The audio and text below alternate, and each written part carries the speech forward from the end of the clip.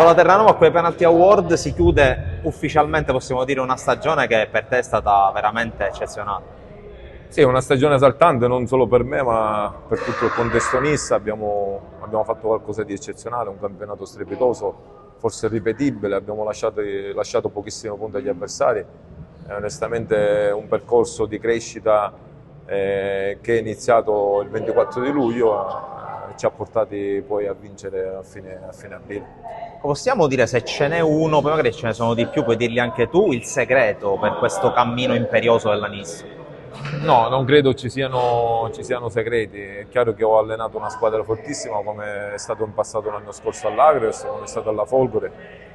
Abbiamo avuto una società che ci ha permesso di lavorare con grande serenità anche dopo la sconfitta, l'unica in campionato in casa contro il Favara, e quindi quando si vince vuol dire che tutti hanno fatto il proprio dovere. Ecco, adesso si recuperano un po' di energie, ma intanto si comincia già a pensare al futuro, sono arrivate le prime conferme, questo già è importante. Sì, le energie le abbiamo recuperate subito perché noi purtroppo il nostro è il lavoro dove forse difficilmente ci prendiamo delle giornate intere di vacanza, perché poi alla fine nella giornata intera facciamo sempre qualcosa. Stiamo programmando il ritiro, stiamo allestendo la rosa, stiamo cercando di individuare dei giocatori che possano essere funzionali al nostro contesto. Ancora è presto per stabilire determinati dettagli, però stiamo lavorando alla grande.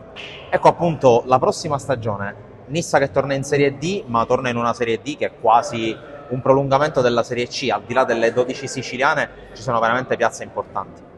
Credo che sarà un campionato rispetto a quello passato un po' di un livello più alto. Il mio auspicio è quello che non ci siano delle situazioni come la Mezia, perché non è giusto per il rispetto della regolarità del campionato stesso. Quindi sicuramente sarà un campionato dove speriamo di tirarci dietro anche il Modica, anche se sarà difficile, però credo ancora nel passaggio del turno e quindi nel campionato di Serie D.